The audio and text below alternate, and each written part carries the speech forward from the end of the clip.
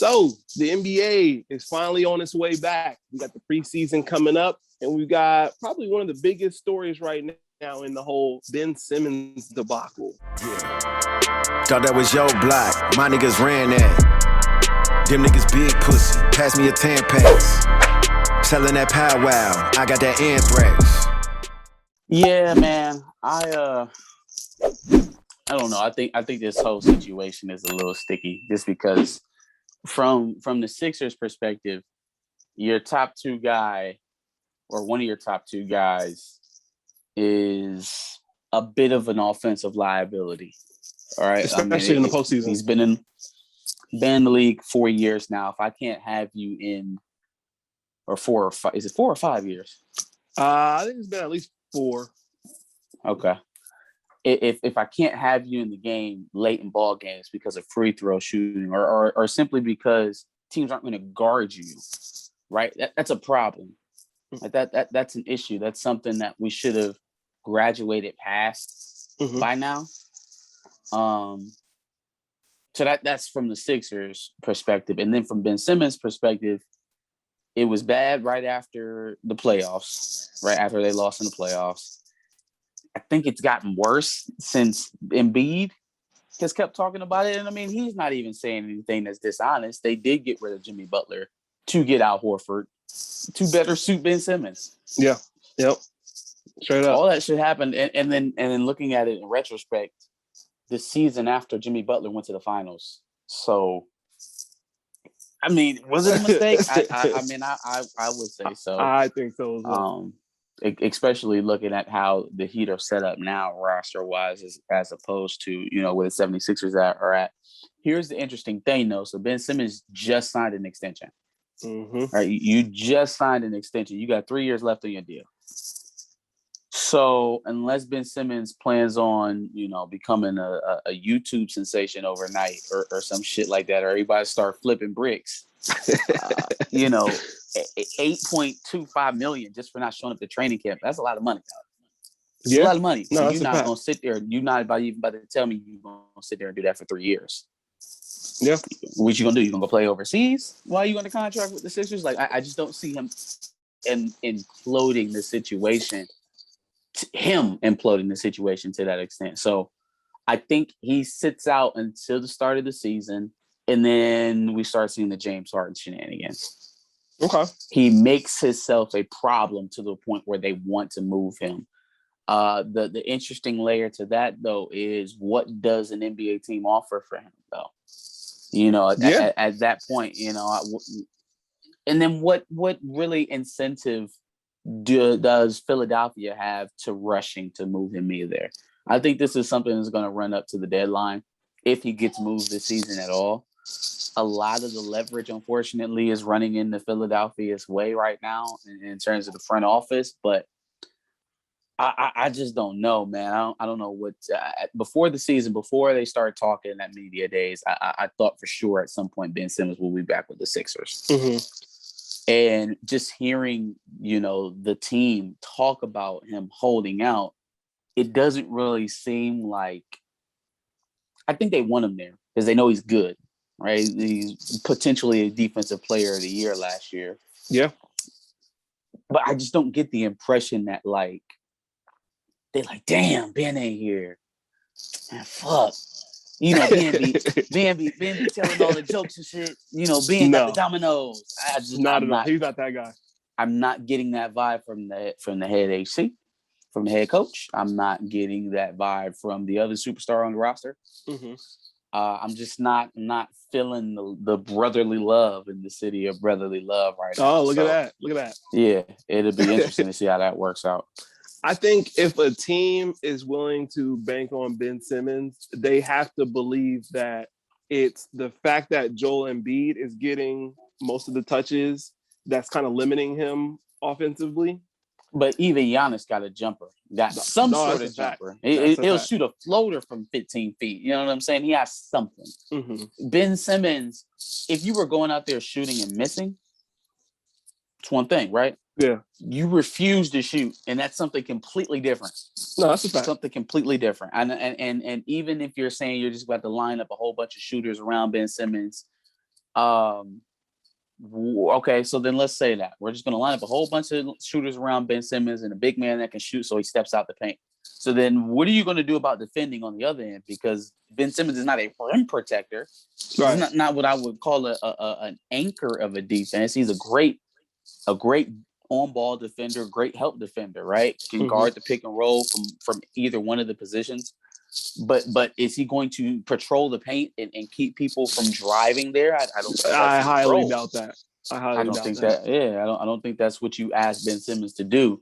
So even in that construct, right, of offense, you still either have to have some sort of big man on the floor to help you defensively, or have a Enes Kanter, Brook Lopez type big man that gives you nothing on the defensive end. It's still his skill set still limits you, even if you build a team around it. So that, we'll see what shakes out. So that leads me to my next question is, what team do you think is willing to go out there and get Ben Simmons? It sounds like to me that the Cavs would probably be desperate enough to make that move, considering they probably think what I just said. Plus, they probably have Darius Garland or Colin Sexton to give to the Sixers, which I don't know how much they would want that in return, but I feel like Kevin Love would have to be in this deal, right? How does Kevin Love not end up in this deal? He would have to. Yeah. Because Garland and Sexton aren't making Simmons type of money. And the only contract I can see them wanting to give up at this moment would be Kevin Love. So but is Tobias Harris not already that kind of player? Slide Tobias Harris up, play the 3. Kevin Love at the 4. Okay. Maybe. I guess that works. I mean, I don't know. Depending on what they do. I don't see a trade with Cleveland happening mostly anywhere without Kevin Love being involved right now, since he seems to be the odd man out on that roster. I guess that makes sense. Gives them incentive to get rid of Kevin Love, but at the same time, I would think you would want a Kevin Love Ben Simmons connection. Maybe not. Well, he spreads it out a little bit more than Joel Embiid would, though, wouldn't he? And he's a shooter. If Kevin Love doesn't want to play with young players, I think that's evident. Yeah, I think that's clear. Yeah.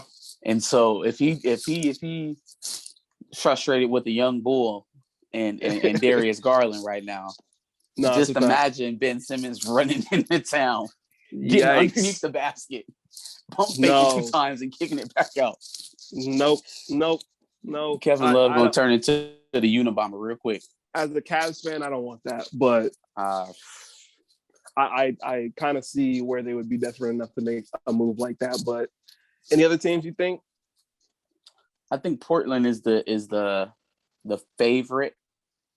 The only thing with Portland is, a Dame Lillard straight up for Ben Simmons deal is not going to happen. I wouldn't do that. No, if I was Portland. No. So, they're going to have to find a way to kind of sweeten that deal. CJ McCollum. At what point, again, even if you're Portland, what incentive do you have to do to that? Lillard says he wants to stay. He's under contract, so there's no urgency on either side of that deal to make a move. I really think this is something that's going to play out. Ben Simmons is not just going to keep throwing millions of dollars away. He'll come back and play. It'll just be very messy. Yikes. Okay. All right. Like I said, the preseason is starting. I believe the Nets just played the Lakers and the Lakers got washed. But it's the preseason. I didn't see. It's the preseason. Also, if I'm not mistaken, LeBron, Westbrook, Carmelo Anthony, and Trevor Ariza all did not play. All out. Yeah. So still, y'all lost to the Nets by brag about that if you want. 30. brag about that if you want. Hang it up in your trophy case. I don't think anybody's looking at that with any kind of future implications, but just funny to see on the scoreboard. We'll be shining our Larry OBs. You hang up this box score in your trophy case, Brooklyn. Congratulations. Any thoughts about what's going to happen going into the season for the Lakers? Man, I want to see a good flow. I know there's a couple questions we need answered pretty quickly, which is a very, very heavy guard rotation. Who's the odd man out? Who are the odd men out? I think there's 6 guards and there's only 4 positions. So we'll see. Also, who is our starting shooting guard will be a good question. I heard Malik Monk is looking pretty good. Talon Horton Tucker is the guy who just got paid. Kent Bazemore shot 40-something% from free last year in limited attempts. Let's see who else is there.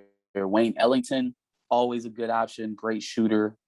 Not great defender, so there's always a little bit of give and take with that. And then you have Kendrick Nunn, which is the combo guard, who's either going to run the point or play off ball, maybe with Westbrook. Mm-hmm. And Rondo. Forgot about Rondo. So we have very deep guard rotation. Don't know how all of those guys are going to play, but they all deserve minutes. So hopefully that competition drives us, and the depth kind of wades us through any potential injuries or, knock on wood, anything like that. So that'll be interesting to look at. I also want to see for all accounts, this is now an offense that's going to run through Anthony Davis, a team that's going to run through Anthony Davis. So yeah, let's see it, man. Let's see it. We've had a whole off season. Anthony Davis knows what he has to do. He's a top 5 player in the world. He should prove it. This should be the season. What's the lineup that you want to see the most? Who do you want to see at the 2? If it were me, I would start Bazemore because he's the closest. He's the best blend between what we need defensively and shooting. So if you're telling me he shot 42% on, what was it, like 5 attempts last year or something like that? Sounds if right. he can give me 38 shooting 7, I feel like that's exactly what we need. Okay. If you can give me 38 to 39% shooting 7 of them a game, that's all we need. I mean, if the trade-off for getting a guy who can shoot over 40 is that he's an eyesore on defense or he has to be hitting on defense, we're going to be doing enough of that for LeBron, I feel like. Mm-hmm. So I just don't think, especially at that position too, you don't want to be hiding a guard. That's kind of it's a bad position to be hide. You can hide wingmen sometimes, depending on how you're playing. You can kind of do certain things with your bigs to keep them from getting beat. But a guard who can't guard is an eyesore on defense. It's glaring, it's apparent, and it puts you at a disadvantage. So as much as people think it's going to be Ellington, even if Frank starts the season with him, because I can definitely see that, I don't think it lasts because I just don't think that Wayne can sit down the way that we'll need him to, especially in the West. When you got so many guys out there, the Stephs, the Klay Thompsons, your Dame Lillards, your Jamal Murrays, De'Aaron Fox, all of those guys, like it's very guard heavy out there. So yeah, I just don't see Wayne Ellington making it through the season as the starter. Good news, we got plenty of options, so we'll see what works. Okay. Way too early prediction for the finals. Who you got taking it all? Why you even asking me this question? You already know. Vying any mass catastrophes or crazy rash of injuries via 2017. I got the Lakers, man, hanging number 18 for sure. Very deep team, very experienced team. A lot of core pieces from that 2019 run or the 2020 run. I like what we got coming in. Russell Westbrook is going to be a huge addition. I feel like if they can put him in the right position, if they can get a solid rotation that works, and keep guys healthy, we should be fine. Okay. I gotta say that my way too early prediction is going to be the Cleveland Cavaliers to win it all. I think obviously Kevin Love is going to come out and have an MVP type year. It's going to be great to watch, man. I really think we got what it takes to win it all. Let me say though, if it's not the Lakers or the Nets in the finals, I think the only other scenario that makes sense to me is Giannis going back to repeat. I think that's the one thing that a lot of people, myself included, are sleeping on. I think Giannis is hungry. I think they still have a competitive team. It's obviously not as talent laden as the Nets or Lakers, or even the Heat for that matter. But I think that Giannis right now, today, is the best player in the NBA pound for pound. He has to be considered. You beat what people previously thought was the best player in the league in Game 7 at his house, and then go on to win the NBA championship, you can't call him nothing else but the best player playing today. So until he's unseated or until somebody else takes that position, it's Giannis for me. So I will be looking out for the Bucks as well. Giannis also has all of the confidence in the world after finally winning a ring. So I think I got to agree. Hey! Where y'all going? Where y'all going? You a legend. Thanks for watching another Back of the Bus Squad episode. Make sure you like, comment, subscribe. Want to check out another episode related to this, go ahead and click that video to the left. And if you want to catch up on some of our other episodes, make sure you click the playlist below.